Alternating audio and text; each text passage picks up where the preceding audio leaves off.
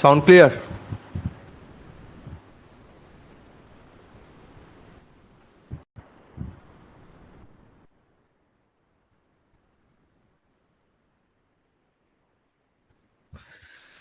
ঠিক আছে,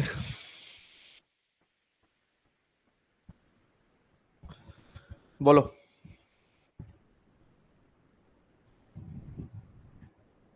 কি খবর?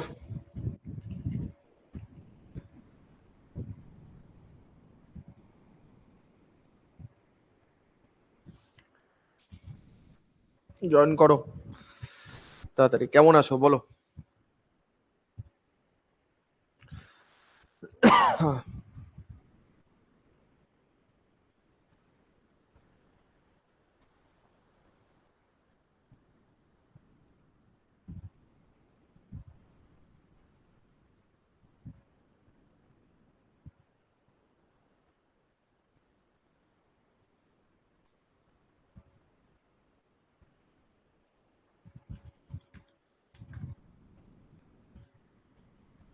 কি খবর?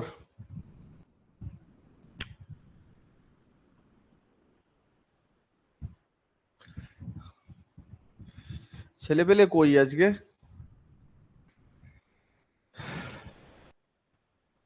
বলো।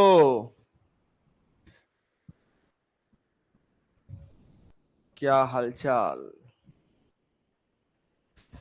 ভালো। কেমন আছো?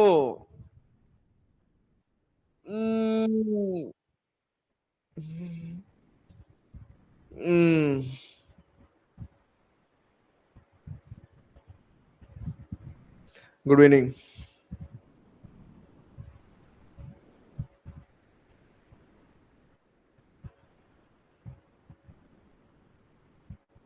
ওয়েদার আজকে ভালো মনে হচ্ছে।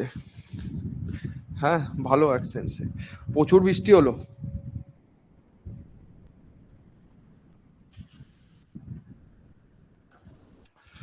প্রচুর ঝড় বৃষ্টি হলো। চলো, চ্যাপ্টার পড়েছো ভালো করে? বলো। চ্যাপ্টার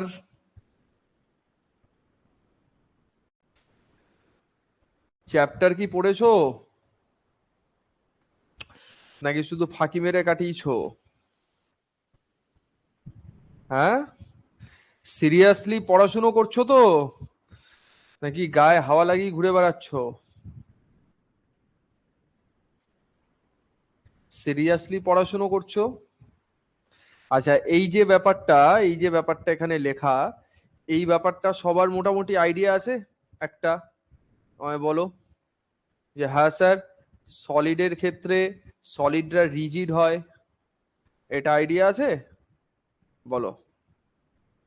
সলিডরা স্যার রিজিড হয়, সলিডের ফিক্স শেপ থাকে, ফিক্স ভলিউম থাকে, ক্যানট বি স্কোয়াশড। স্কোয়াশ মানে জানো কি? কম্প্রেসড। Cannot be compressed. ঠিক আছে, ভালো করে পড়তে হবে ভাই। পড়া ছাড়া, মক টেস্ট দেওয়া ছাড়া বিকল্প নেই। লাইটের টেস্ট কেউ অ্যাটেম্প করেছো এখানে, নাকি না? এত খেটে খুঁটে যে একটা টেস্ট, ভালো ভালো কোয়েশ্চেন দিয়ে একটা টেস্ট আমি আপলোড করলাম এখানে, লাইটের টেস্ট অ্যাটেম্প করেছো নাকি এখনো করো নাই? আগের দিন পিডব্লিউ তে মিসলেনিয়াস রিলেটেড মক টেস্টের কথা বলেছিলেন, সেটা কিভাবে পাবে? মিসলেনিয়াসের ভিডিও আজকে আমাদের চ্যানেলে চলে গেছে, আমার ভিডিও, হ্যাঁ, কালকে যেটা বানিয়েছি। তো ওখানে দেখো, ভিডিওটা দেখে নিও আমাদের ইউটিউব চ্যানেলে। ঠিক আছে, ওখানে সবকিছু বলে দেওয়া আছে। মিসলেনিয়াস মক টেস্ট বোধহয় 199 আছে, আর ক্লার্কশিপের মক টেস্ট 10টা ফুল লেন্থের মক টেস্ট তোমার 149 আছে। আনসার কি, এক্সপ্লানেশন সব পাবে। লাইটটা কাল সকালে কমপ্লিট করব, এখনো করনি? তোমাদের মক অ্যাটেম্প করতে এত ঝামেলা হয় কেন গো? মক অ্যাটেম্প করতে একটুখানি সমস্যা হয় মনে হচ্ছে। দেখো, যেদিন যে চ্যাপ্টার বলবো সে চ্যাপ্টার কমপ্লিট করে নেবে, ঠিক আছে? আগে যাদের কমপ্লিট করা আছে স্পিড বাড়িয়ে তো একটু দেখে নিতে পারো। চলো, তো সলিডের ক্ষেত্রে সলিড গুলো কারা ভাই? সলিড হচ্ছে ইন্টারমলিকুলার স্পেস। দেখ, ইন্টারমলিকুলার স্পেস তাদের মধ্যে কম। সলিডের মধ্যে কি থাকবে? সলিডের মলিকুল গুলো অনেক কাছে কাছে, গায়ে গায়ে গায়ে গায়ে গায়ে গায়ে অবস্থান করছে, ঠিক আছে? আচ্ছা, দিয়ে দেবে। খুব ভালো ভালো প্রশ্ন দেওয়া আছে, ঠিক আছে?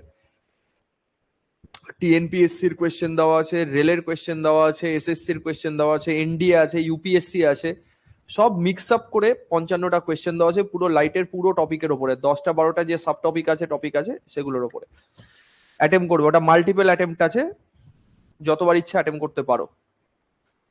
নিজের কমপ্লিটলি পড়া হয় সেগুলোর সাথে সাথে মক দিয়ে দিই। আচ্ছা ঠিক আছে, তো মক আরো আপলোড হবে আস্তে আস্তে, সব টেস্ট সিরিজের কাজ চলছে, ঠিক আছে। দেখো এইটাই হচ্ছে টোটাল বেসিক্যালি পড়ার অ্যাপ্রোচ। তুমি যদি এই অ্যাপ্রোচে পড়াশোনা করো, সিলেকশন অ্যাসিওর্ড, সিলেকশন কেউ তোমার হাত থেকে ছিনিয়ে নিতে পারবে না, ঠিক আছে। Approach and better understanding is very very important, ঠিক আছে। প্রপার ভাবে শিখতে হবে, না হলে তো মুশকিল আছে। চলো লিকুইডের ক্ষেত্রে কি হয় ভাই, লিকুইডের কি ডেফিনেট কোনো শেপ থাকে বলো? লিকুইড হচ্ছে নন রিজিড, ঠিক স্যার, লিকুইড নন রিজিড, লিকুইড একদমই রিজিড নয়। লিকুইডের ক্ষেত্রে কোনো ফিক্স শেপ থাকে না, কারণ একটা তরল পদার্থ তাকে যে পাত্রের মধ্যে তুমি রাখবে, তরল পদার্থ সেই পাত্রের আকারটা ধারণ করবে, তাই তো। এদের কোনো রকম কোনো ফিক্স শেপ থাকে না, তাদের ফিক্স ভলিউম আছে। পাত্রের যে ভলিউম, লিকুইড হচ্ছে সেই ভলিউমটা অকুপাই করবে। এই যে পাত্রের যা ভলিউম আছে, লিকুইড সেই ভলিউমটা অকুপাই করছে। আর গ্যাসগুলো কি হবে ভাই, গ্যাসগুলোর হাই কম্প্রেসিবিলিটি। তোমাকে বললো যে কোন স্টেটের মলিকুলের কম্প্রেসিবিলিটি সব থেকে হাই, তো তুমি কি বলবে? কার কম্প্রেসিবিলিটি সব থেকে হাই? গ্যাসকে তুমি চাপ দিতে পারো না দু সাইড দিয়ে, এইভাবে চাপ দিলে, গ্যাসকে চাপ দিলে যে কম্প্রেস হয়ে গেল, কিন্তু সলিডকে চাপ দিয়ে কম্প্রেস করা যাবে? হ্যাঁ, কিছু সলিড আছে যাবে, কিন্তু কম্প্রেসিবিলিটি সব থেকে হাই। ক্যান বি স্কোয়াশ বলছে, এই ক্যান বি স্কোয়াশ কথাটার মানে হচ্ছে এটা ম্যাক্সিমাম স্কোয়াশ হবে, কিন্তু গ্যাস এদিক ওদিক এদিক ওদিক এদিক ওদিক এদিক ওদিক ছড়ে পড়ে, ঠিক আছে। ওকে, তাহলে তার ক্ষেত্রে একটা ফিক্স ভলিউম কোনো কিছু থাকবে না, কারণ আমি তো তাকে একটা কন্টেনারে রাখলে এর মতো থাকবে, কন্টেনারে না রাখলে সে অ্যাটমসফিয়ারে ছড়িয়ে পড়বে। আমি বললাম অ্যাটমসফিয়ারে কতটা গ্যাস আছে, তো ফিক্স কোনো ভলিউম কিছু হয় না, ঠিক আছে। কিন্তু সলিড একটা নির্দিষ্ট জায়গার মধ্যে থাকে বলে তার ফিক্স ভলিউম আছে, কোনো রকম কোনো ফিক্স শেপ না। আমি গ্যাসের শেপ তোমাকে জিজ্ঞেস করলে গ্যাস কেমন দেখতে হয় আমি জানি না, তো তারা কেমন হবে, নন রিজিড হবে, ঠিক আছে। তো এটা সলিড লিকুইড গ্যাসের একটা বেসিক প্রপার্টি বলে দিলাম। চলো ইলাস্টিসিটি পার্টটা ভালো করে পড়ে এসছো। সলিডের প্রপার্টি যেটা ইলাস্টিসিটি আছে, এই প্রপার্টিটা নিয়ে আমাদের মেনলি আজকে ডিসকাশন হবে। ইলাস্টিসিটি বাংলাতে যেটাকে বলে স্থিতিস্থাপকতা, এটা পড়ে এসছো ভালো করে। ইলাস্টিসিটি প্রপার্টি নিয়ে আমাদের আজকে চর্চা হবে মেনলি, ঠিক। তো ইলাস্টিসিটি পুরোপুরি ভাবে কার প্রপার্টি? সলিডের। না ইলাস্টিসিটি লিকুইডের প্রপার্টি, না গ্যাসের প্রপার্টি, কারোর প্রপার্টি নয়। ওকে, চলো নেক্সট পরেরটা কি, চলো আমরা এইভাবে করি। দেখো ফার্স্ট কোয়েশ্চেন, একদম বেসিক বেসিক কিছু কোয়েশ্চেন পড়াবো ফার্স্টে, যেটা সবাই পারবে। তো কোয়েশ্চেন হচ্ছে আমাদের এইরকম, কোয়েশ্চেন হচ্ছে এরকম, ঠিক। যারা হোয়াটসঅ্যাপ গ্রুপে নেই তারা ক্লাসের কোন দিন কোন ক্লাস হচ্ছে, কোন টপিকের ওপর ক্লাস হবে, তার জন্য ব্যাচের নোটিশ বোর্ডটা একটু ভালো করে ফলো করবে, ঠিক আছে। তোমাদের যেখানে নোটিশ বোর্ড আছে ওখানে আমি লিখে দিই। তো আজকে জিপিএম ছিল, দেখো name a mechanical property associated with the solid state of matter, ঠিক। Solid state of matter, mechanical property associated with the solid state of matter. Solid স্টেটের সাথে কে? ফ্লোটেশন। ফ্লোটেশন ভাই লিকুইড হতে পারে, ফ্লোটেশন গ্যাস হতে পারে, তাই তো। ফ্লো কারা কারা করতে পারে? লিকুইড করতে পারে, গ্যাস হতে পারে। ক্যাপিলারিটি পুরোপুরি ভাবে লিকুইডের প্রপার্টি। অ্যাটমসফেরিক প্রেসার শুধু গ্যাসের প্রপার্টি। ইলাস্টিসিটি লিকুইডের বা গ্যাসের হয় না, সলিডের প্রপার্টি। ডি কারেক্ট আনসার হবে, গেল ডি কারেক্ট আনসার। কিছু আছে? নেই। সিম্পল কোয়েশ্চেন, সিম্পল ভাবে উত্তর দেবে। চলো নেক্সট পরের কোয়েশ্চেন বানাও। 2 নম্বরের কোয়েশ্চেন বলছে the property of a body by virtue which recovers its original shape and size when the external force is remove. মানে বলতে কি চাইছে, যখন তুমি এক্সটার্নাল ফোর্সকে, বাহ্যিক কোনো বলকে রিমুভ করে দেবে, তখন তারা অরিজিনাল জায়গায় ব্যাক করে ফিরে আসতে চায়। এটা কোন প্রপার্টির জন্য? এই যে কোয়েশ্চেন গুলো হয়েছে বা কোয়েশ্চেন গুলো আছে, এগুলো সবকিছু কি দিয়ে থেকে দিয়েছে? একদম ফান্ডামেন্টাল ডেফিনেশন যেটা আছে সেই ডেফিনেশন থেকেই কোয়েশ্চেন গুলো দিয়েছে। কথা বোঝা গেল? ডেফিনেশন জাস্ট, আর কিছু না। তাহলে এইটাই হচ্ছে আমাদের ইলাস্টিসিটির definition. So option number C, that is elasticity, will be a correct answer, ঠিক। ভিসকোসিটি মানে সান্দ্রতা। সান্দ্রতা কার প্রপার্টি? লিকুইডের প্রপার্টি, গ্যাসের property. Very good. Surface tension কার প্রপার্টি? শুধুমাত্র লিকুইড, মানে পৃষ্ঠটান লিকুইডের প্রপার্টি, ঠিক আছে একদম। ইলাস্টিসিটি কার প্রপার্টি? সলিডের প্রপার্টি। প্লাস্টিসিটি কার প্রপার্টি? সলিডের প্রপার্টি। আমি টোটালি লিখে দিলাম, ঠিক আছে। আর ব্যাক করে ফিরে না আসলে, ধরো আমার কাছে এই যে খাতা, ধরো কাগজ আটকায় যে পিনগুলো দেখেছো তো, ধরো পিনগুলোকে আমি, এইরকম কোনো একটা পিন আছে, এবার ধরো পিনের তুমি এই সাইডটা টানলে, এই সাইডটা টানলে, এই সাইডটা একটু এইদিকে এইভাবে টানলে, তো পিনের শেপটা কেমন হয়ে গেল, এখন এইরকম হয়ে গেল। তো এই পিনটা কি যতক্ষণ না পর্যন্ত তাকে আবার হাত দিয়ে চাপ দেবে, তো এই পিনটা কি এই জায়গাতে ব্যাক করে ফিরে যাবে? বলবে না, যাবে না, একদমই যাবে না, পিনটা যাবে না ফিরে। তাহলে পিনটা যদি না যায়, তাহলে এই ব্যবহারটাকে বলা হয় হচ্ছে প্লাস্টিক বিহেভিয়ার। এই ব্যবহারটাকে বলা হয় প্লাস্টিক বিহেভিয়ার। এবং এই যে জিনিসটা আছে, মানে এই যে ধর্মটা আছে, এই ধর্মটাকে বলা হয় হচ্ছে প্লাস্টিসিটি। এই প্রপার্টিটাকে বলা হয় হচ্ছে প্লাস্টিসিটি। ক্লিয়ার এটা? তাহলে যদি তার একদম পার্মানেন্ট কনফিগারেশনে চেঞ্জ হয়ে যায়, তখন আমরা বলবো প্লাস্টিসিটি। পার্মানেন্ট চেঞ্জ না হয়ে আগের জায়গাতে ফিরে আসলে বলবো ইলাস্টিসিটি, স্থিতিস্থাপকতা। এগুলো খুব ব্যাচে খুব ভালোভাবে কমপ্লিট করানো আছে, প্রত্যেকটা term, each and every term, তাই তো নাকি? তো এইগুলো কনসেপচুয়াল কোয়েশ্চেন, পুরোটা ভালো করে পড়লে সবকিছু পারবে। A body said to be deform when the body suffers. একটা বডি ডিফর্ম কখন হয়? যে আগের শেপে ফিরে আসতে পারে। ওটা গোপী যেটা বলছো সেটা হচ্ছে ভাই ফসফর ব্রোঞ্জ বলে আর কোয়ার্স গ্লাস বলে, এই দুটো জিনিস হচ্ছে পারফেক্টলি ইলাস্টিক বডি। ওটাও আছে কোয়েশ্চেনে। এটা কি বলবে? দেখো, একটা বডিকে মানে একটা বস্তুকে তুমি ডিফর্ম করে দেবে, সেড টু বি ডিফর্ম, মানে ডিফর্ম কথাটার মানে অ্যাকচুয়াল জায়গা থেকে সে আলাদা হয়ে গেল, ঠিক আছে, তার শেপ কনফিগারেশন যা আছে সব চেঞ্জ করে গেছে। তো ডিফর্ম কখন হবে? ডিফর্ম হবে যখন তুমি তার মধ্যে একটা বল প্রয়োগ করবে, মানে গুতুগুতি করবে। ঠিক? টাকাটা কি করবে? ধরো এরকম ভাবে তোমার কাছে একটা লোহার রড আছে, ঠিক, লোহার রড আছে, এবার লোহার রডটাকে টাকাটা কি করলে, একটুখানি হাতুড়ি ফাতুড়ি দিয়ে বাড়ি মারলে, বাড়ি মারার পরে লোহার রডটা এইরকম হয়ে গেল, তার মানে এই যে জিনিসটা হলো, এই জিনিসটা হচ্ছে ডিফর্মড। পাকামি করলে কি জিনিস হবে? ডিফর্ম হবে। তার মানে এই জিনিসটা তখনই হবে যখন তুমি তার মধ্যে একটা ফোর্স অ্যাপ্লাই করবে। কি টাইপের ফোর্স? বলবে এক্সটার্নাল ফোর্স, বাহ্যিক কোনো বল যখন তার মধ্যে অ্যাপ্লাই করবে তখন এই জিনিসটা এরকম হবে। ক্লিয়ার গেল? তাহলে external force will be correct answer. তিনেরটা কমপ্লিট হয়ে গেল। নেক্সট কোয়েশ্চেন নাম্বার 4 দেখি আমরা। বলছে which of the following is most elastic, এর মধ্যে কোনটা সব থেকে বেশি ইলাস্টিক? ভালো করে ভেবে চিনতে বলো। মোস্ট ইলাস্টিক বলেছে। ইলাস্টিক কথাটার মানে কিন্তু টেনে লম্বা করা না, যে যত তাড়াতাড়ি কাছাকাছি ফিরে আসতে পারে সেইটা হচ্ছে তত বেশি ইলাস্টিক। ঠিক আছে? তো অপশন নাম্বার এ কেন ভাই? রাবার বেশি ইলাস্টিক, ছাগল। আমি যদি বলি রাবার আর স্টিলের মধ্যে কে বেশি ইলাস্টিক, ছোটবেলায় আমিও তাই ভাবতাম, রাবার বেশি ইলাস্টিক, কিন্তু ইলাস্টিসিটি প্রপার্টি মানেই তাই না, স্টিল বেশি ইলাস্টিক। কথা বোঝা গেল? স্টিল হবে বেশি ইলাস্টিক। কেন স্টিল বেশি ইলাস্টিক? কারণ স্টিল তার একটা ফিক্স শেপ আছে। আমি স্টিলের ওপরে যখন আমি ফোর্স অ্যাপ্লাই করব, স্টিলের ওপরে যখন আমি ফোর্স অ্যাপ্লাই করব, তখন এই যে আমরা দেখি না, না, যে ধর স্টিলকে আমি আজকে সকাল পর্যন্ত তাই ভাবছি, আচ্ছা ঠিক আছে, স্টিলকে তুই টাকালি, তো দেখবি যে স্যার তো কিছুই চেঞ্জ হলো না, রাবারকে টানলাম টানলাম বাড়লো, তারপর ছেড়ে দেওয়ার পরে রাবার আবার আগের জায়গাতে এইভাবে ব্যাক করে ফিরে আসলো। কিন্তু স্যার স্টিলের ক্ষেত্রে তো এটা হয়ই না। তাহলে এই যে স্টিলের ক্ষেত্রে এটা হয় না, স্টিলের ক্ষেত্রে হয়, কিন্তু ব্যাপারটা কি আছে, স্টিলের ক্ষেত্রে এই জিনিসটা এত তাড়াতাড়ি হয়, স্টিলের ক্ষেত্রে জিনিসটা এত তাড়াতাড়ি হয় যে আমরা বুঝতে পারি না। বুঝেছো কথা? বুঝলে? মানে ধরো টার্ন দিলে এই চেঞ্জ হলো লেন্থ, আবার তাড়াতাড়ি ব্যাক করে ফিরে আসলো, এই ব্যাপারটা এত ফাস্ট।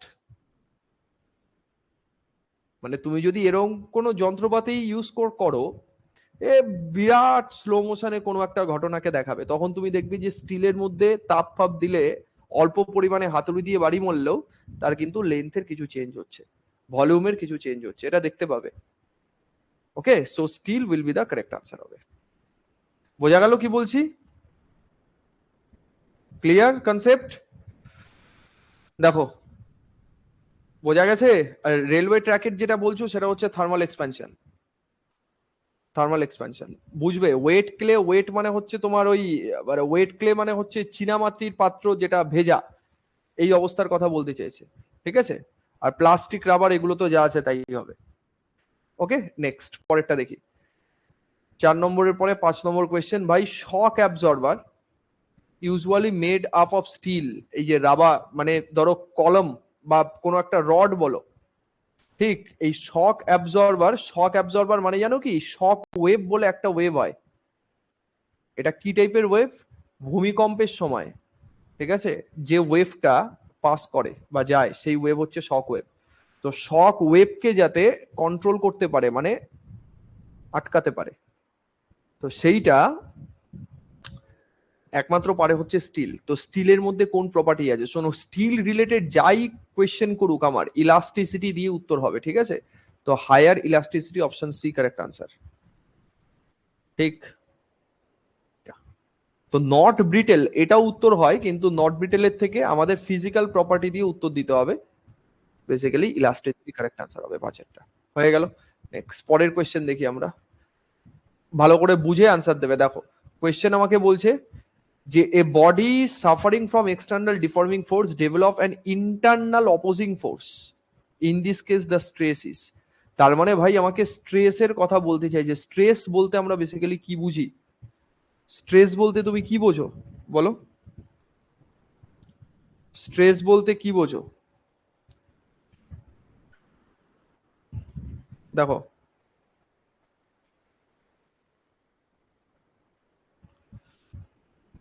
ওকে, স্ট্রেস বলতে তুমি কি বোঝো?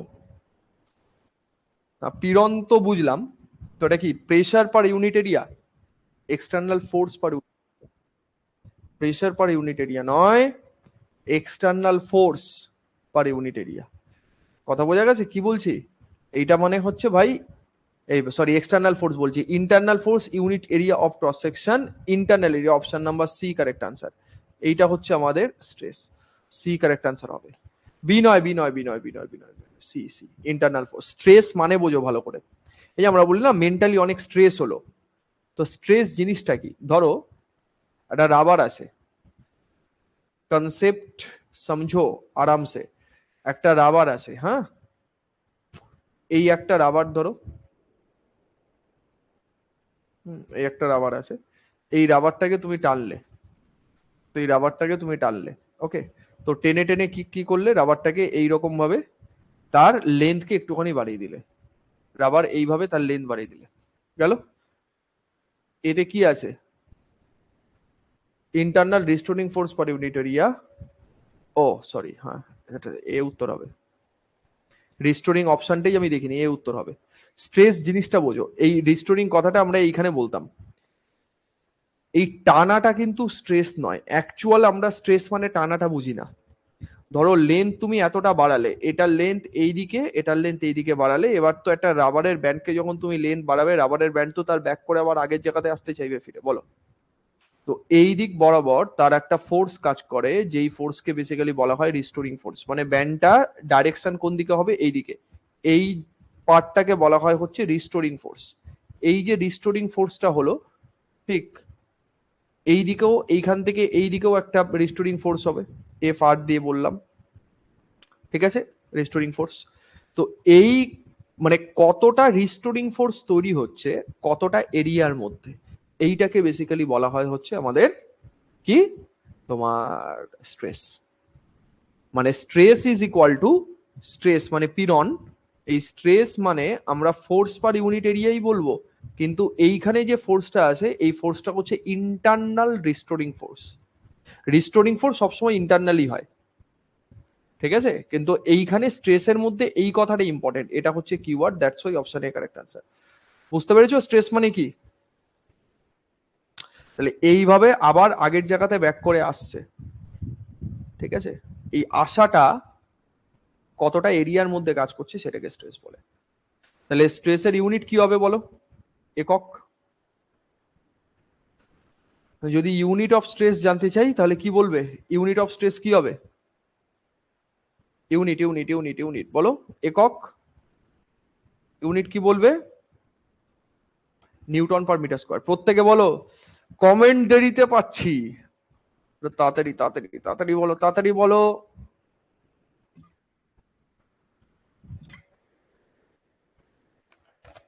তাহলে এটাকে কি বলবো? Dyne per centimetre square, newton per metre square, newton per metre square, ঠিক আছে, বা ডাইন পার সেন্টিমিটার স্কয়ার, যা বলো একই। পাস্কাল, পাস্কাল কথাটা প্রেসারের ক্ষেত্রে বলে মেনলি, ঠিক আছে। আচ্ছা এইটা কি হবে বলো?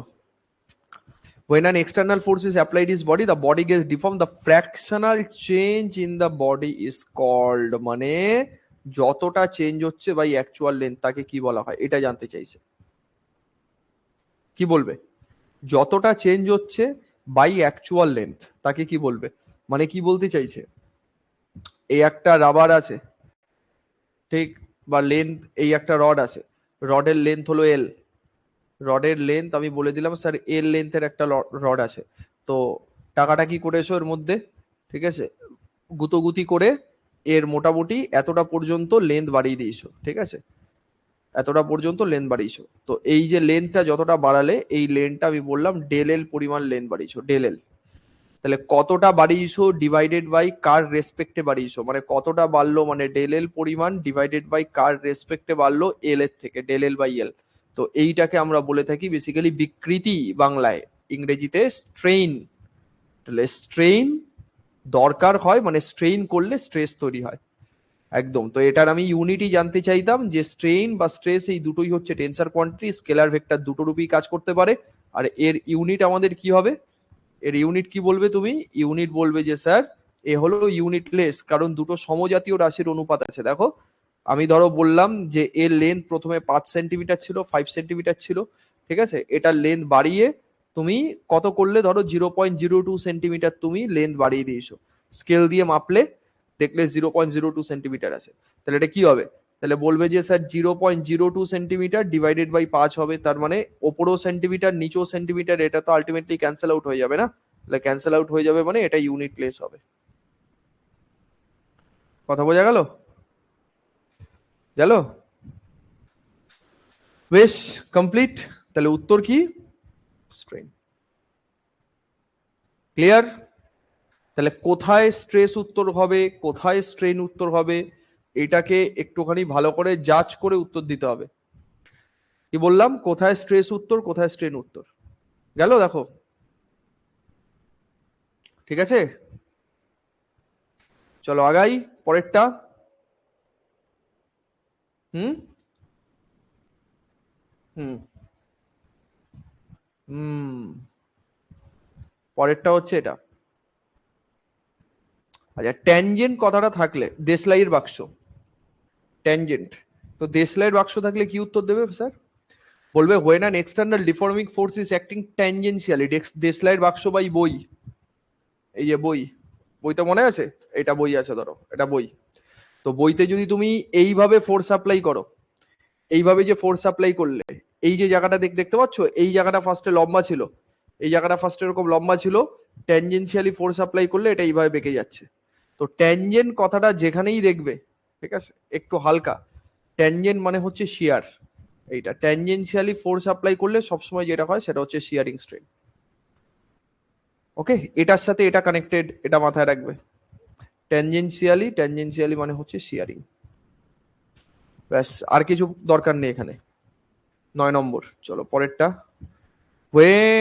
which of the following states the Hooke's law, আচ্ছা হুকস ল এর গাণিতিক রূপ কোনটা, হুকস ল বা হুকের সূত্র, পুরো প্রপারলি ডেসক্রিপশন দেওয়া আছে ব্যাচে, elastic limit and strain is small, তখন আমরা কি বলবো, হুকস ল, মানে আমি যদি স্ট্রেইন বাড়াই, একদম আমি যদি স্ট্রেইন বাড়িয়ে দিই, স্ট্রেইন যদি আমি বাড়িয়ে দিই তাহলে করেসপন্ডিং আমার স্ট্রেস কি হবে, স্ট্রেস বেড়ে যাবে, ঠিক আছে, মানে আমি বেশি বেশি টানলে রিস্টোরিং ফোর্স বেশি অ্যাপ্লাই হবে, ঠিক না, বেশি টানলে রিস্টোরিং ফোর্স বেশি অ্যাপ্লাই হবে, তাহলে স্ট্রেইন বাড়ালে অটোমেটিক আমাদের স্ট্রেস যেটা আছে সেই স্ট্রেস আমাদের বেড়ে যাবে, তাহলে স্ট্রেস এবং স্ট্রেইন একজন আরেকজনের সাথে কি আছে ভাই, সমানুপাতিক সম্পর্কে আছে, option number A correct answer হবে, ঠিক আছে, স্ট্রেস আর strain, option number A correct answer, এটা কিসের মধ্যে মানে কোন পর্যন্ত, বলবে উইদিন ইলাস্টিক লিমিট, যতটা পর্যন্ত আমাদের ইলাস্টিক লিমিট থাকবে, মানে স্থিতিস্থাপক সীমার মধ্য পর্যন্ত, ইলাস্টিক লিমিট পর্যন্ত, ঠিক আছে, এমন না যে জোরে টানলে ছিঁড়ে গেল, তো ছিঁড়ে যাওয়ার পরে কিন্তু এই জিনিস আর হবে না, ঠিক আছে, গেল এইটা, চলো নেক্সট পরেরটা, পরের কোয়েশ্চেন দেখো আমার, বলছে some of the body gains permanent deformation, some of the body get permanent deformation when an external force is applied, this type of body is called, মানে ওই যে কথা যেটা বলছিলাম পিন, বলো,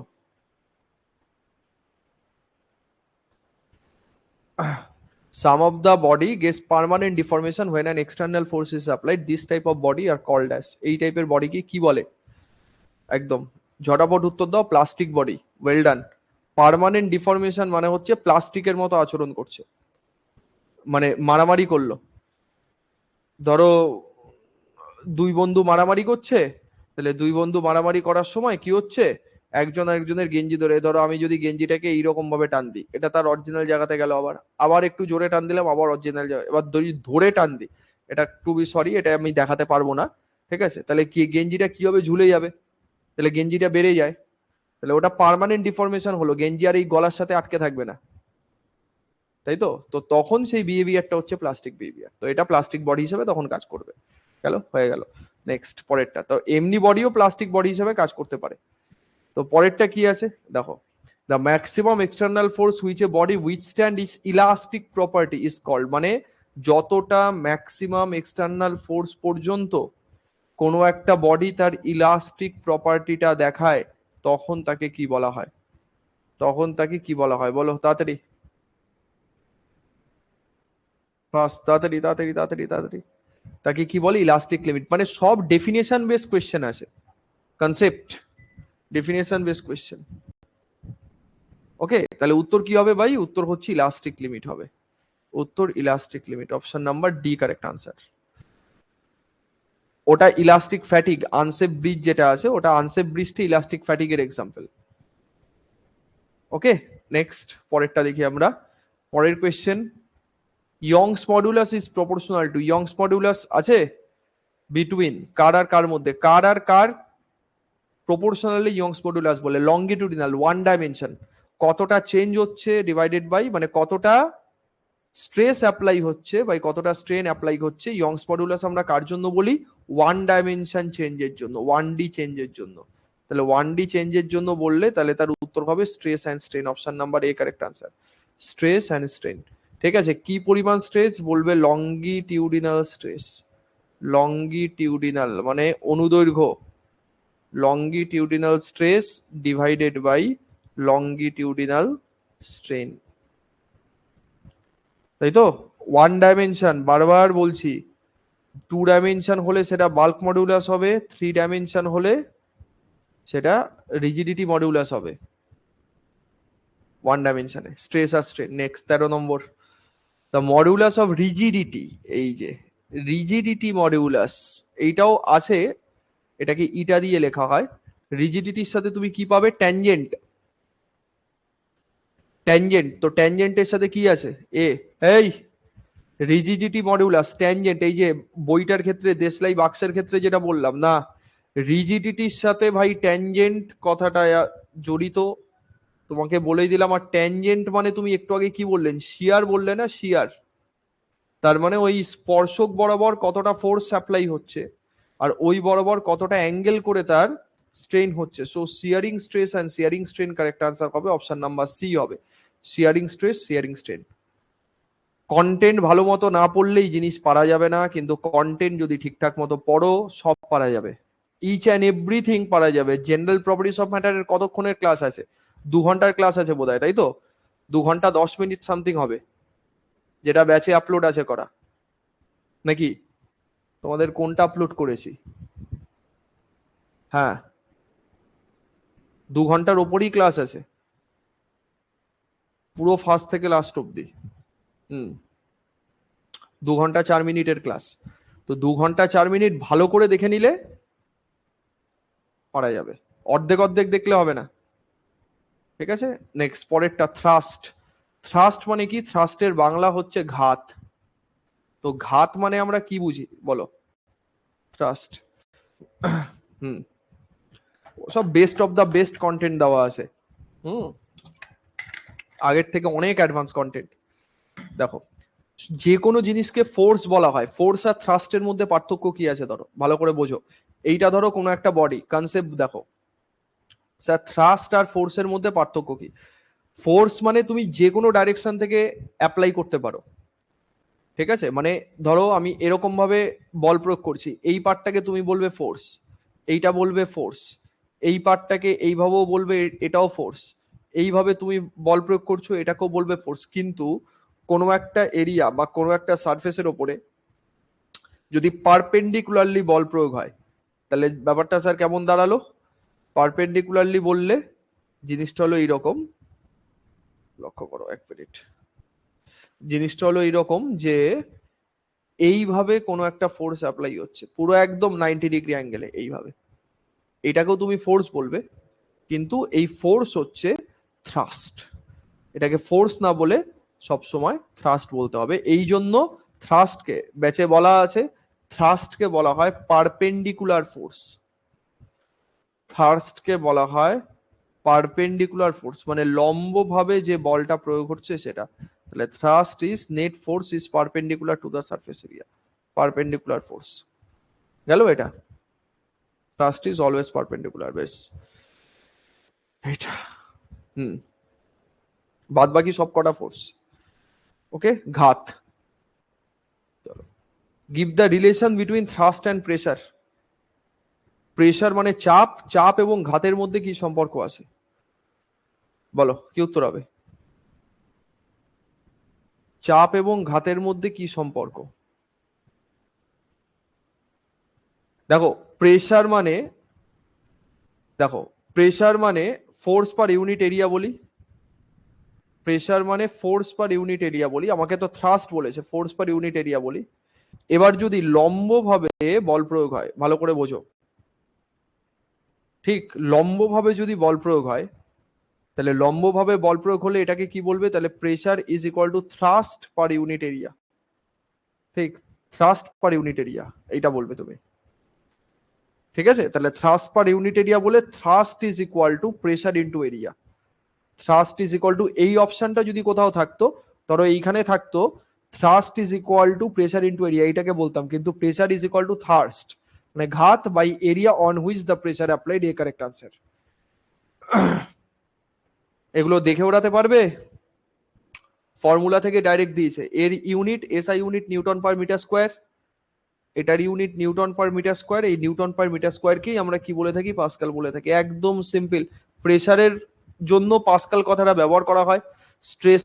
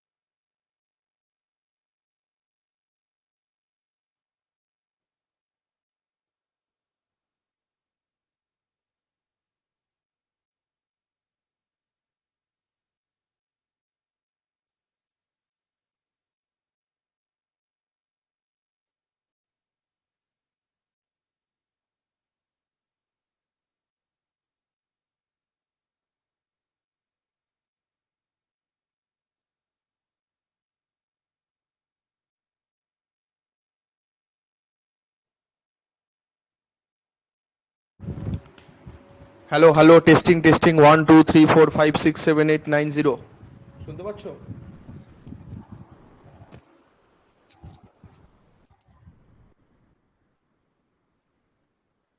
testing testing, hello hello,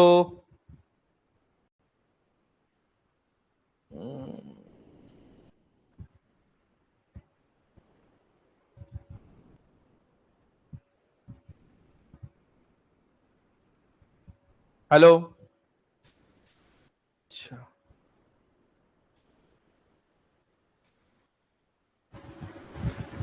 hello, হুম, ঠিক আছে, এবার সাউন্ডটা বাড়বে, এবার একটু আগের থেকে সাউন্ডটা বেড়েছে তাই তো? চলো, তো বলো এটার উত্তর কি হবে? একটা মানুষ কখন একটা মানুষ কখন মাটির ওপরে সব থেকে বেশি প্রেসার দেয়? এটা কমন সেন্সের কোয়েশ্চেন, ঠিক আছে? যখন হি স্ট্যান্ডস, বলো প্রত্যেকে বলো, এবার আরেকবার করে উত্তর দাও। যখন হি stands on the টোজ of one foot, যখন সে এক পায়ের ওপরে স্যার দাঁড়িয়ে থাকে, তখন সে বেশি প্রেসার দেয়, এক পা।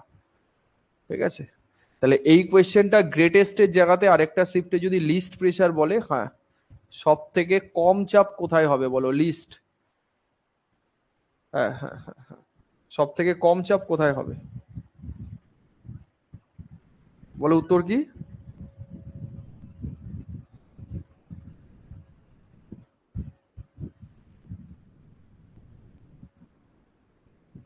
ওকে,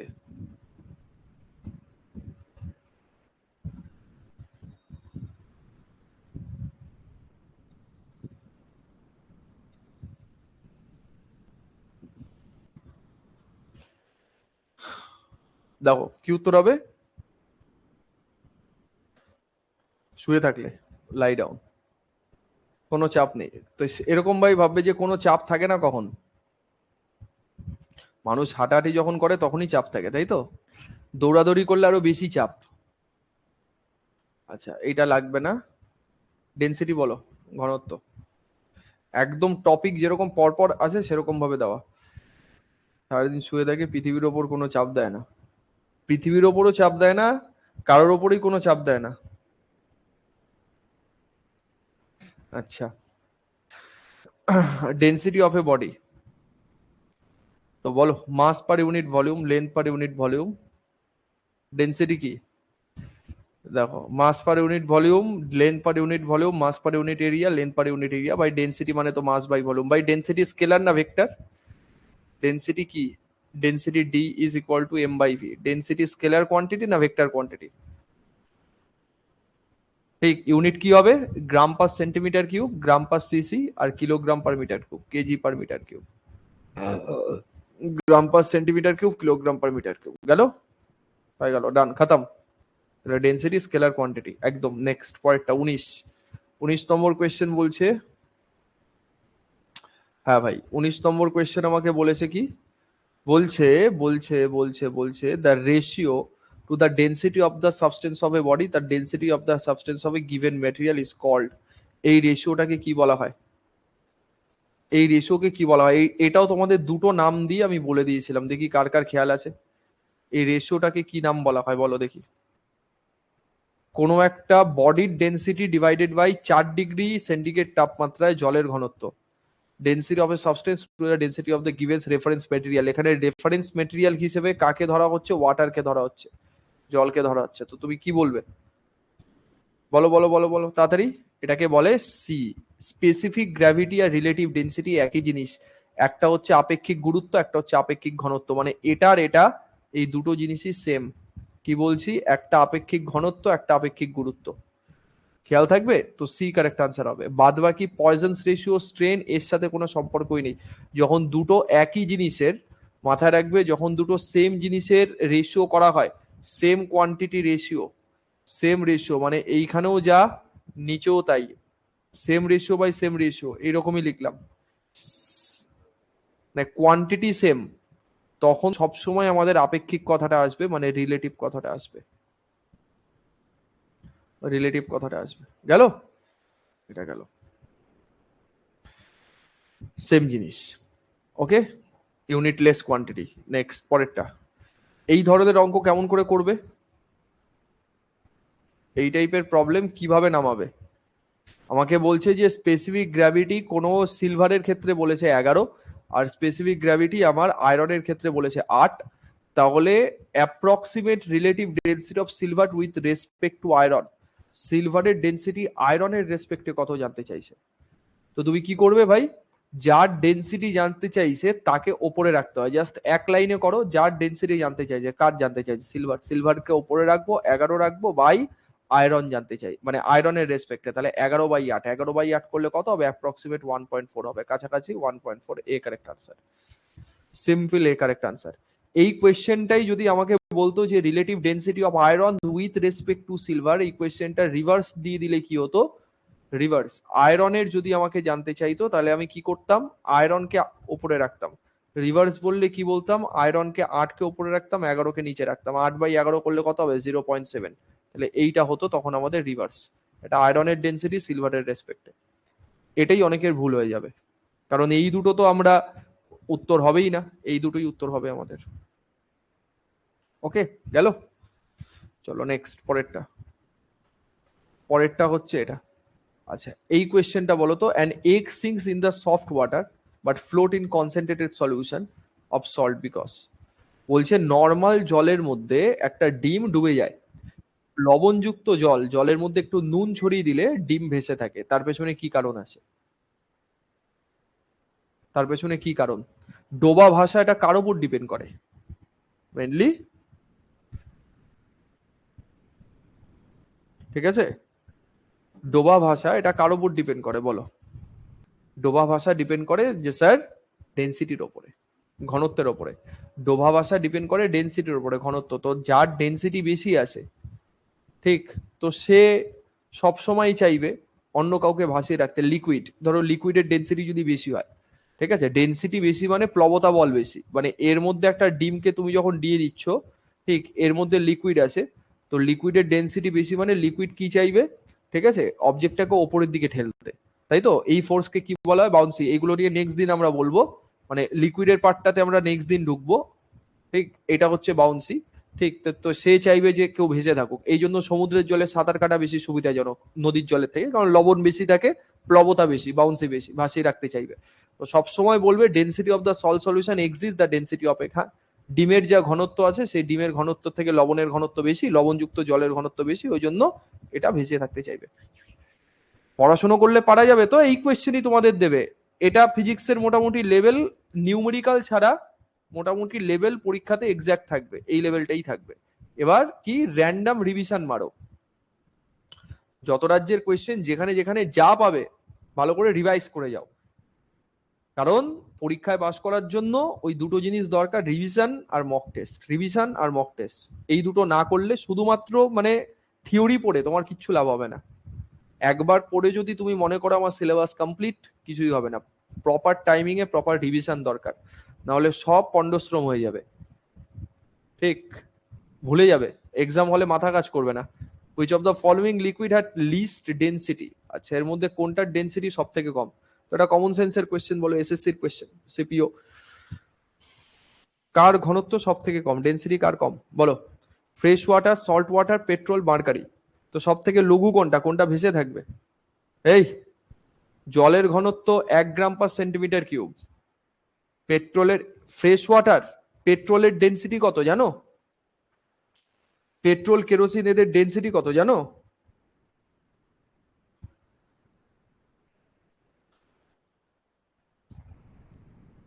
ওকে,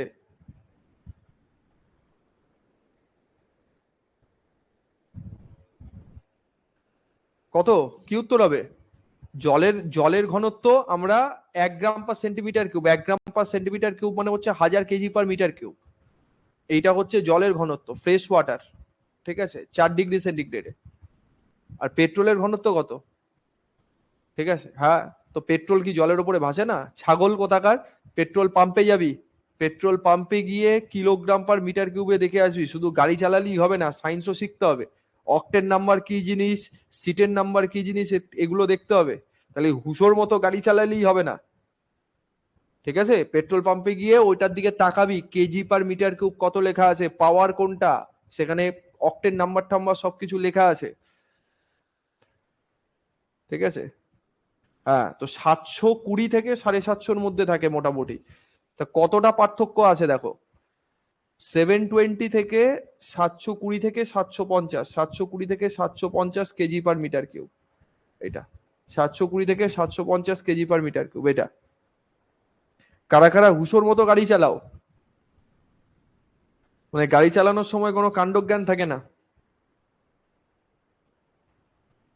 আছে, ভালো পেট্রোল পাম্পে থাকে, পাওয়ারেরটায় থাকে, পাওয়ারে পাওয়ারে,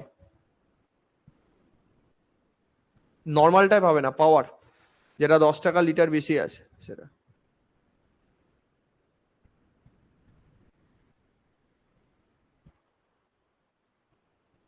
ঠিক আছে। হুম। এক্সপি, এক্সপিটা কি তো পাওয়ার বলে, ইঞ্জিন ভালো থাকে ওটাতে, দাম বেশি একটু, ইঞ্জিন ভালো থাকে। ওকে,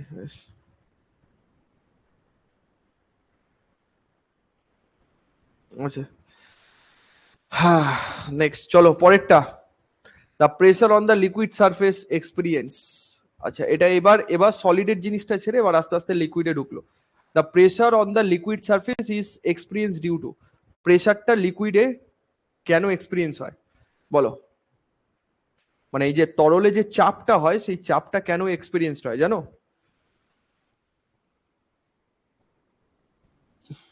মানে এটা কেন হয়? একদম, ওটার অক্টেন নাম্বার বেশি আছে, নর্মাল পেট্রোলের থেকে অক্টেন নাম্বার বেশি আছে। ঠিক আছে, তো লিকুইড মলিকুল গুলোর মধ্যে কি থাকে, লিকুইড মলিকুল গুলোর মধ্যে অ্যাট্রাকশন আছে, অ্যাট্রাকশন ফোর্স আছে।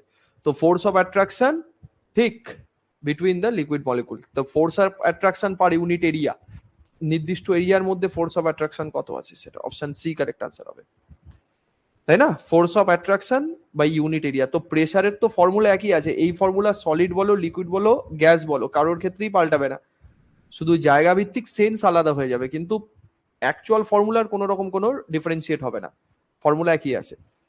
চলো নেক্সট, সেকেন্ড লাস্ট কোয়েশ্চেন 24। বলছে if we want to calculate the pressure of a liquid at the bottom of a vessel, আচ্ছা, the quantity which is not required to determine it. আচ্ছা, তো প্রেসারের ফর্মুলাতে কোনটা দরকার নেই? তুমি তরলের মধ্যে চাপ মাপতে চাইছো, চাপের জন্য কোনটা দরকার নেই, তার মানে প্রেসারের যে actual equation force per unit area আছে, লিকুইড যখন আমি প্রথম পড়িয়েছি লিকুইডে এইচ রোজি দেওয়া আছে, দেখবে এইচ রোজি এইভাবে একটা ফর্মুলা লেখা আছে, বা P is equal to H D G একটা ফর্মুলা লেখা আছে, তো এইটা হলো, হ্যাঁ, বায়ুমণ্ডলীয় চাপ মাপার, দেখবে 76 সেন্টিমিটার বায়ুমণ্ডলীয় চাপ বা তরলের মধ্যে প্রেসার মাপার একটা এ আছে। তো height of the liquid column লাগবে 76 সেন্টিমিটার, বলছি পারস্তম্ভের চাপ, তো এইটা হচ্ছে আমাদের এই এইচ কোয়ান্টিটি। ঠিক, সারফেস এরিয়া, ঠিক, density of the liquid D লাগবে এখানে, gravity, gravity acceleration due to gravity H DG, তো সারফেস এরিয়া আমার দরকার নেই, সো এই রেসপেক্টে option B correct answer, B হবে, এই রেসপেক্টে বি উত্তর। সারফেস এরিয়া, তলায় এরিয়া বেশি আছে মানে বটম অফ দ্য ভেসেল, মানে বটম মানে ভেসেলের এরিয়া, মানে পাত্রের যে এরিয়া আছে সেই পাত্রের এরিয়ার উপরে এটা ডিপেন্ড করে না, পাত্রের এরিয়ার উপরে এটা ডিপেন্ড করে না। ওকে,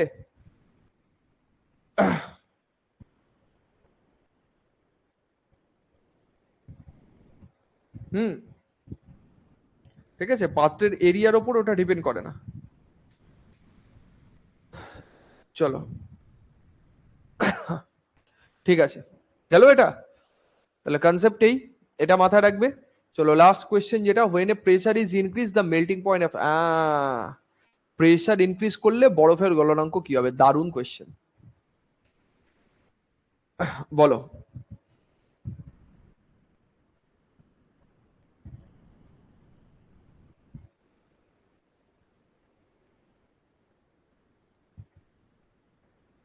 melting point of ice, melting point কি হবে? C, sure? ডি বলছো, depends on the impurity of ice. আচ্ছা, কোন আইডিয়া আছে এটা? দেখো, চাপ যত তুমি বাড়াবে, ভালো করে শোনো, মেল্টিং পয়েন্ট মানে কি, গলনাঙ্ক তো, চাপ যত তুমি বাড়াবে, ঠিক, বরফ কি হবে, ঠিক আছে, বরফ আরো কম টেম্পারেচার, মানে melting point of ice decrease করে যাবে, প্রেসার কমালে মানে প্রেসার বাড়ালে মেল্টিং পয়েন্ট ডিক্রিজ করে যাবে, যখন তুমি প্রেসারকে ইনক্রিজ করে দেবে, চাপ বাড়াচ্ছ, তাহলে এমনি বরফের মধ্যে ফাঁকা থাকে, ঠিক, বরফ মানে জানো তো, বরফ মানে হচ্ছে জলের মলিকুল চারটে আছে, H2O4, এটা হচ্ছে বরফের সংকেত মেনলি। তো বরফের মধ্যে কি থাকে, অনেক ভয়েড স্পেস থাকে, বরফের মধ্যে থাকে অনেক ভয়েড স্পেস। এবার যখন তুমি প্রেসার বাড়াচ্ছ, চাপ যখন বাড়াচ্ছ, তখন কি হবে, এই যে ভয়েড স্পেস গুলো আছে, এই ভয়েড স্পেস গুলো আস্তে আস্তে আস্তে আস্তে জমাট বাঁধতে আরম্ভ করবে, এবং তার মানে মলিকুলার ইন্টারাকশন বাড়বে। শোনো, মলিকুলার ইন্টারাকশন মানে মলিকুল গুলোর মধ্যে টান আরো বেড়ে যাবে, তো মলিকুলগুলোর মধ্যে টান আরো যদি বেড়ে যায় আমাকে বলো তো, তাহলে তাড়াতাড়ি লিকুইড অবস্থায় যাবে নাকি দেরিতে যাবে? ভয়েড স্পেস থেকে, ফাঁকা জায়গা থেকে টান বাড়ছে তো, তো সলিড থেকে যখন আমি লিকুইডে যাব টান তো আরো বাড়বে। এই তোমার মানে আইস থেকে যখন ওয়াটারে যাব টান তো আরো বাড়বে। দেরিতে কেন হবে ভাই? আইসের রেসপেক্টে ভাবি, আইস আইস আইস, মলিকুলার ইন্টারাকশন বাড়বে, তার মানে লিকুইড স্টেটে যাবে তাড়াতাড়ি। লিকুইডে যদি তাড়াতাড়ি চলে যায় মানে বরফ থেকে জলে তৈরি হবে তাড়াতাড়ি। ধরো বরফ থেকে জলে তৈরি হবে তাড়াতাড়ি, ধরো এবার ফ্রিজের মধ্যে তুমি রেখেছো, ফ্রিজের ধরো ডিপ ফ্রিজের টেম্পারেচার ধরো আমি বললাম -10 ডিগ্রি সেন্টিগ্রেড আছে। এবার নর্মাল অবস্থায় কি -10 থেকে -9, -8, -7, -6, -5, 4, 3, 2, 1, 0, 0 ডিগ্রিতে যখন আসলো তখন এই আইসটা মেল্ট করতে আরম্ভ করলো। এবার যখন তুমি প্রেসার বাড়াচ্ছ তখন কি হবে? মলিকুলার মলিকুলার ইন্টারাকশন বেড়ে যাচ্ছে স্যার। মলিকুলার ইন্টারাকশন যদি বেড়ে যায় তাহলে এর 0 ডিগ্রিতে আসতে হবে না ভাই, ও 0 ডিগ্রিতে আসবে না, দেখা যাচ্ছে 0 ডিগ্রিতে আসার আগে ধরো আমি বললাম যে -5 ডিগ্রি সেন্টিগ্রেড বা ধরলাম -4 ডিগ্রি সেন্টিগ্রেড, এখানে যখনই মুভ করছে -10 থেকে সেই মুহূর্তে সে মেল্ট করে যাচ্ছে। এবার তাহলে তুমি দেখো যে 0 ডিগ্রি সেন্টিগ্রেড থেকে -4 ডিগ্রি সেন্টিগ্রেড, তার মানে এটা কমলো নাকি বাড়লো? মেল্টিং পয়েন্ট, মেল্টিং পয়েন্ট কমলো না বাড়লো? ডিক্রিজ করলো না ইনক্রিজ করলো? এবার তুমি শূন্য রেসপেক্টে ভাববে, তার তখন আর বরফকে গলানোর জন্য 0 ডিগ্রি দরকার নেই। ঢুকেছে মাথায়, খোপড়ির মধ্যে? এটা কনসেপ্ট, এটা কনসেপ্ট। তেমন প্রেসার ইনক্রিজ করলে জলের যদি আমি বলি H2O, তুমি সবসময় এই সেন্সটা যদি বুঝতে প্রবলেম হয়, বয়লিং পয়েন্ট মেল্টিং পয়েন্ট উল্টো জিনিস।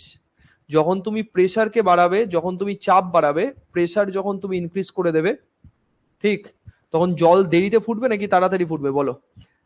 তুমি যখন রাইস কুকারের মধ্যে জল রাখবে, জল তো নর্মাল ফোটে 100 ডিগ্রি সেন্টিগ্রেডে, যখন তুমি প্রেসার কুকারের মধ্যে জল দিচ্ছ তখন দেখবে জল তো আর 100 ডিগ্রিতে ফুটবে না, ও তো চাপ দিয়ে রেখেছো এমনিতেই, ও তো জল তো বাষ্পতে যাবে না। তাহলে 100 ডিগ্রিতে যেটা ফোটে ফাস্ট ফুটবে ছাগল কোথাকার, হ্যাঁ? তাড়াতাড়ি ফুটবে? প্রেসার কুকারে দিলে জল তাড়াতাড়ি ফুটবে? ভাই প্রেসার কুকারের রান্না তাড়াতাড়ি হয়, জল তাড়াতাড়ি ফোটে না। এসব বুদ্ধি কোন জায়গা থেকে শিখে এসছো? কোথায় লেখা আছে প্রেসার কুকারে জল তাড়াতাড়ি ফোটে?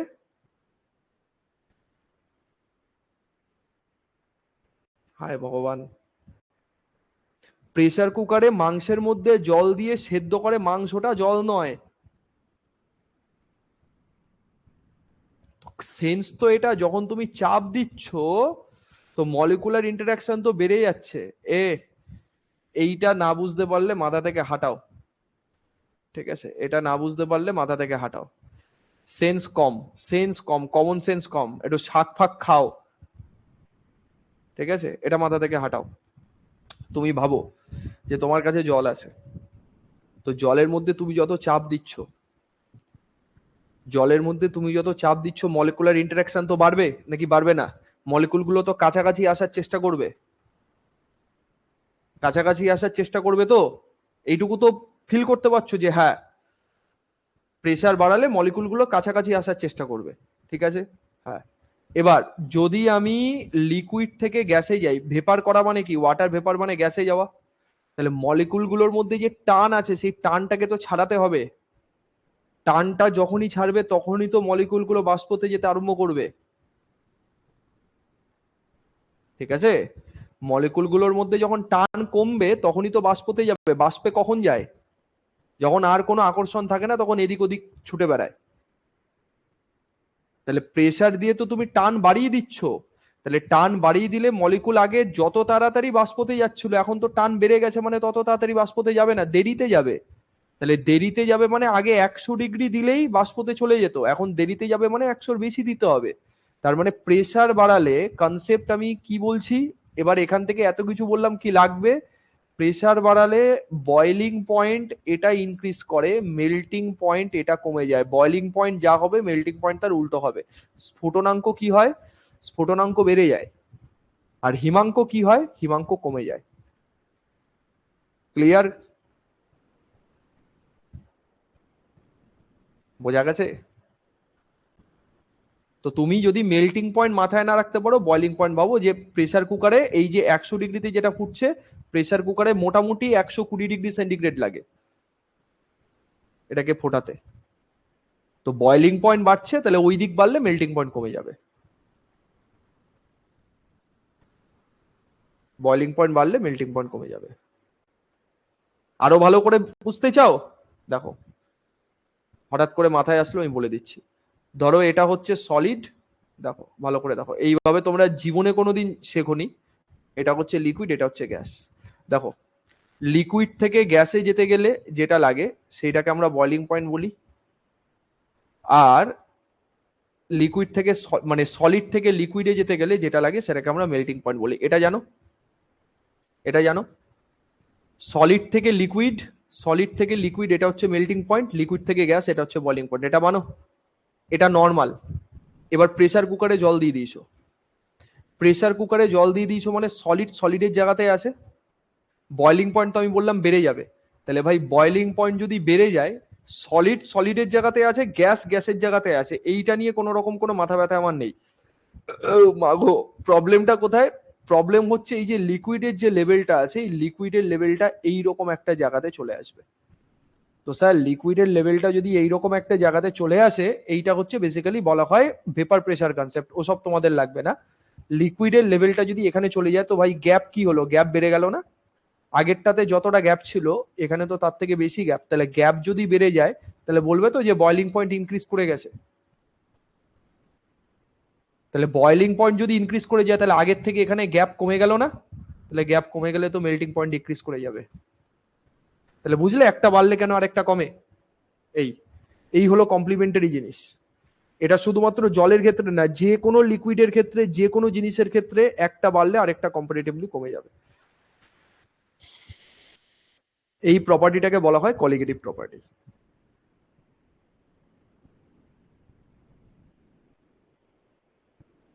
ক্লিয়ার? চলো, আজকের মতো সেবা এখানে কমপ্লিট, সমাপ্ত। ঠিক, বেশ ভালো করে রেডি করো। তার মানে এখনো প্রিপারেশনে লুফল আছে, বুঝতে পারছো যে কনসেপচুয়াল কোয়েশ্চেন দিলে স্যার পারছি না। ঠিক আছে, মাথাটা হ্যাং হয়ে যায়নি তো? ভালো করে ব্যাচ পড়ো। হ্যাঁ, সল্ট অ্যাড করলে নর্মাল লবণ জল 100 ডিগ্রিতে ফোটে, সল্ট অ্যাড করলে আরো তার থেকে বেশিতে ফুটবে। ঠিক আছে, চলো, গুড নাইট, টাটা, কমপ্লিট। আবার পরে দেখা হবে। নেক্সট দিনের চ্যাপ্টার সারফেস টেনশনের পার্টটা ভালো করে পড়ে আসবে। সারফেস টেনশন, ভিসকোসিটি, ঠিক আছে, ক্যাপিলারিটি, ওই জায়গাগুলো করাবো। নেক্সট দিন লিকুইডের পার্টটা করাবো। হ্যাঁ, এটা নেক্সট দিনের কনটেক্সট।